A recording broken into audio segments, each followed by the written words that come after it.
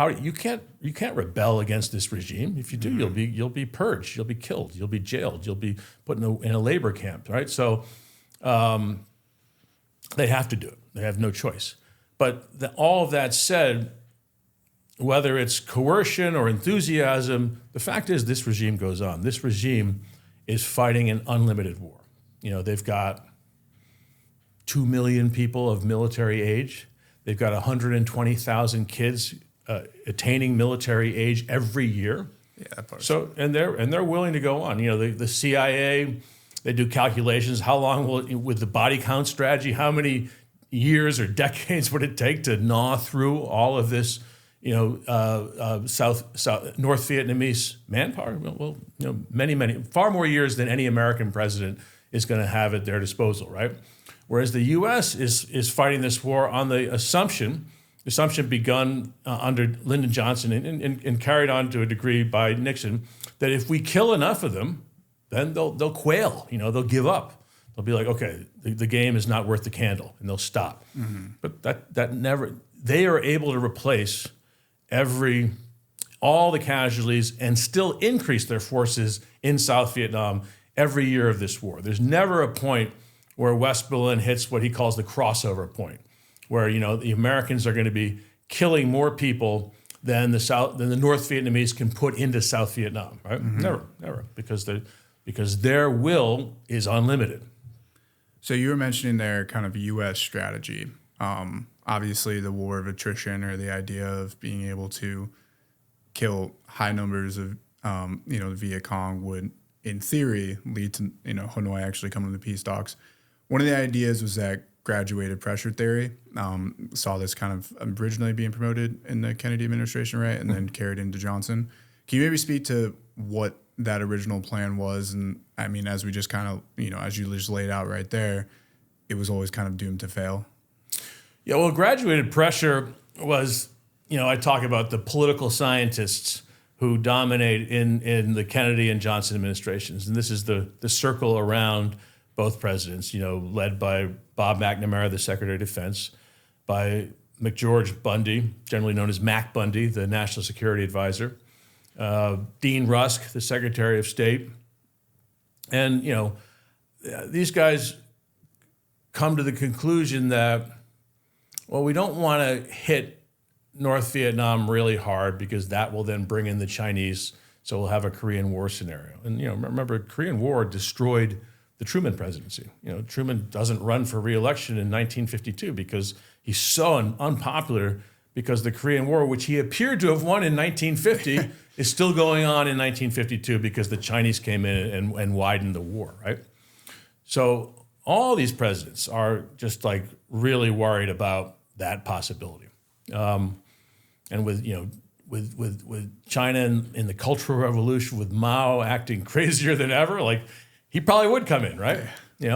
So, and remember, in the Korean War, he sent 300,000 troops across the border into Korea overnight, basically, right? Mm-hmm. And he could do the same or more against the U.S. So they're always kind of careful about how much pressure you apply to North Vietnam so that you don't have, because remember, China sits on the northern border of North Vietnam. They're right there. They share a border. A lot of the material used by the North Vietnamese comes in on railways from China. So what then can you do? Graduated pressure. You bomb kind of surgically and carefully. Lyndon Johnson famously says they can't even bomb an outhouse in North Vietnam without my permission, right? So you bomb very carefully, and you hit only like certifiably military targets, but you're not allowed to bomb military targets near the border with China. You certainly can't bomb those railways coming across from China because you might hit a Chinese train with Chinese personnel aboard, right? Mm. So that avenue of resupply is always available for the North Vietnamese. It's like sacrosanct. Americans won't touch it. And then Haiphong Harbor, the lungs of Tonkin, the great port of Hanoi, that too is left out of the bombing plan by Johnson and Mac Bundy and Bob McNamara, because if you bomb Haiphong, you might hit Chinese or Soviet ships that are bringing in material for the North Vietnamese or humanitarian aid or whatever. So that's off limits. So graduate pressure is like, okay, so we hit a barracks, we hit a SAM site, we hit a factory that we've proves, makes military armaments, right? We hit a bridge that's critical to the supply of this or that North Vietnamese division, right?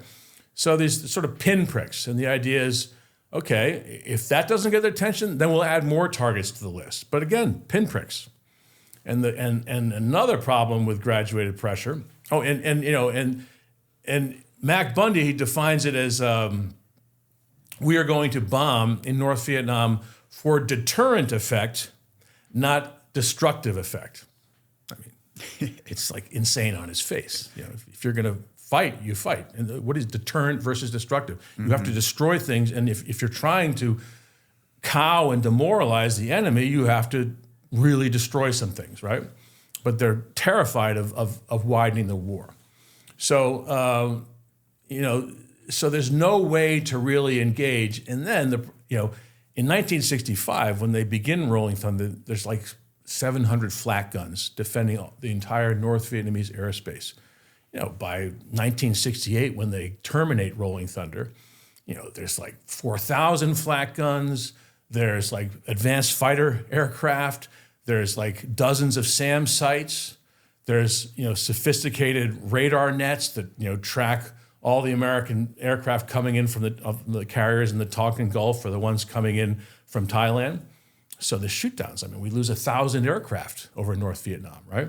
And hundreds of aircrew, right? So who are either killed or end up in North Vietnamese prisons and become these like notorious POWs, MIAs that we're constantly trying to get out, right? Putting more pressure on the presidents and causing more consternation in the American public.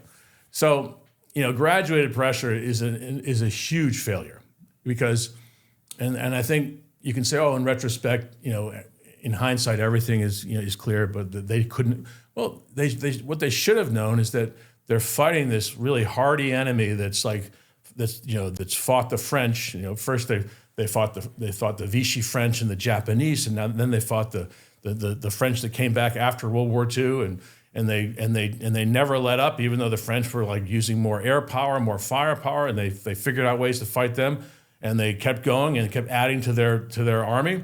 Well, they'll probably do the same to us, right? And so graduated pressure is just not going to have any deterrent effect on as confident and resolved and determined an adversary as this one. You mentioned Rolling Thunder there as well, and this is obviously kind of like what it evolved into. Can you speak to what Rolling Thunder was and how deadly and impactful it was on Vietnam as a whole, even to today? Oh, well, I mean, Rolling Thunder, in its totality, it proved to be just a massive fail. Something like several $1 billion in bombs and aircraft lost to destroy about $300 million worth of targets, right? So you're spending several $1 billion, $4 or $5 billion in aircraft and bombs to destroy $300 million of targets. So there's that. And then there's just the fact that it did not have any deterrent effect. The whole premise was that it's rolling thunder and we'll just kind of roll up the pressure as needed. And they did. They added more targets and they got a little more daring in what they hit.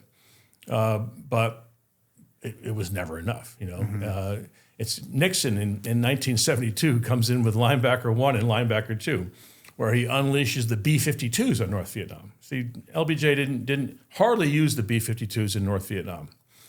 Maybe a lot around the DMZ or something, but certainly not up around Hanoi and Haiphong. Nixon goes in and just, and this certainly gets their attention, right?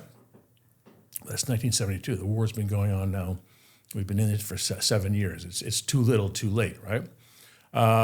So this and Nixon did it as part of his madman theory, that he would he's not afraid of a Chinese or a Soviet intervention. Now remember, he did it after he'd already made visits to Beijing and Moscow and had all this summit diplomacy where he kind of got Brezhnev and Mao to agree to not support the North Vietnamese so ardently. So he kind of hedged his bets, right? But still, too little, too late. Yeah, he's definitely a crazy guy, but was a hell of a politician. A lot of stuff that he moved. Yeah, and I was also speaking to, I mean, correct me if I'm wrong, but like Vietnam was the most bombs ever dropped on in terms of like any war, any single country, correct? Yes. Yeah. So Like 20 million tons of bombs dropped in all theaters in World War II, 22 million tons of bombs dropped on Vietnam. that is Yeah. unbelievable. Yeah. Well, bringing it back to, I guess, bringing it back